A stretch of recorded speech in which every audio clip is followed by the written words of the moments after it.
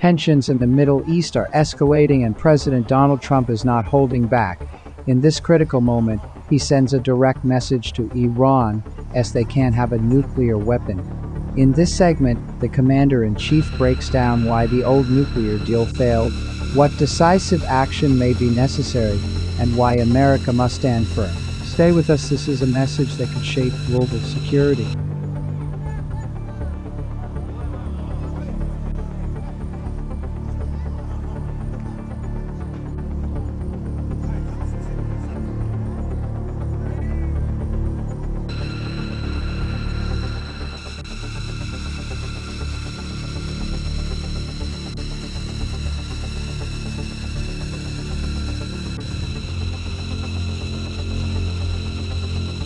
Not a ceasefire. We're long beyond ceasefire. And I said, why do you say that? Why would you say ceasefire? It's a bad term to use. Because a ceasefire means like everything's going swimmingly, we'll take a little time off. It's not. We're not looking for a ceasefire. We're looking for a total, complete victory. Again, you know what the victory is. No nuclear weapon. البته آمریکایی‌ها اونهایی که با سیاست‌های این منطقه آشنا هستن میدانن که ورود آمریکا در این قضیه 100% به ضرر اوست. اونچه که او در این زمینه ضربه خواهد خورد به مراتب بیشتر است از اونچه که ایران ممکنه صدمه بخوره. صدمه آمریکا اگر ورود در این میدان بشه. You don't know that I'm going to even do it. You don't know. I may do it. I may not do it. I mean, nobody knows what I'm going to do. I can tell you this, that Iran's got a lot of trouble. The possibility of an Iran deal is the destruction or the dismantling of the Fordow nuclear enrichment center. Is that a prerequisite for a deal? Is that a red line for you? No, it's just something that people talk about having. We're the only ones that have the capability to do it, but that doesn't mean I'm going to do it at all. Yeah, we have the best military equipment in the world. You see that with this fight. We have planes that are undetectable, flying around like, you know, nobody's able to see them stealth. You guys want to be stealthy tonight. You know, you can be stealth, you'll never lose, right? But these are incredible planes and weapons. We have the best weapons in the world, by far. Nobody close. And I mean, certain countries take advantage of that. Israel has incredible weaponry. We'll see what happens. I've been asked about it by everybody, but I haven't made a decision. Mr. President, you talked earlier today about having daily conversations with Prime Minister Netanyahu. Yeah.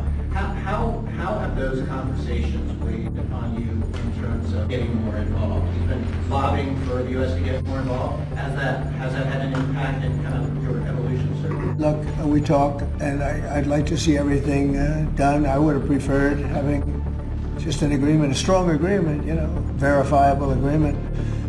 But it was such a shame. They were so close. You know, Iran was very close to signing what would have been a very good agreement for them. And maybe that could still happen, I guess, you know. They do want to come and see us. They want to see me in the White House. That's a big statement. But it's very late. Is it enough of a statement to hold off? We're going to see what happens. Look, we're going to see what happens. Ending it as soon as you can would be good. Have you closed the door on meeting with them? No. Okay, so it's still open to them coming here in Europe? Yeah, I mean, they asked if they could come. We'll see if that happens. It's not that easy for them to come. They can't get out. You know, they're in Iran, and in one case, the guy wanted to come so badly, but he can't get out because there's bombs dropping all over the place. Have you seen the Tucker Carlson and Senator Ted Cruz interview? It seems like this issue on whether or not the United States should strike is kind of dividing a lot of your supporters. No, my supporters are for me. My supporters are America first. They make America great again. My supporters don't want to see Iran have a nuclear weapon. Tucker's a nice guy. He called us the other day because he thought he said things that were a little bit too strong, and I appreciated that. And Ted Cruz is a nice guy. I mean, he's been with me for a long time. I'd say once the race was over, he's been with me ever since, right? But very simple. If they think that it's okay for Iran to have a nuclear weapon, then they should oppose me, but nobody thinks it's okay. People that I don't want to fight either. I'm not looking to fight. But if it's a choice between fighting and them having a nuclear weapon, you have to do what you have to do. maybe we won't have to fight. Don't forget, we haven't been fighting. We add a certain amount of genius to everything, but we haven't been fighting at all. Israel's done a very good job of that, but we'll see what happens. The bottom line is they can't have nuclear, and if I can't imagine that Ted Cruz said it's okay for Iran to have nuclear, including Tucker. I don't think Tucker says it's okay. The problem is then they get themselves into a thing. They don't want them to have nuclear, but then they say, well, we don't want to fight. Well, you're going to have to make a choice, because it's possible that you're going to have to fight for them not to have nuclear. And it's interesting, because I did ask Tucker, I said, well, are you okay with nuclear weapons being in the hands of Iran? And he sort of didn't like that. He didn't want to really, but he sort of didn't like that. And I said, well, if it's okay with you, then you and I do have a difference. But it's really not okay with him.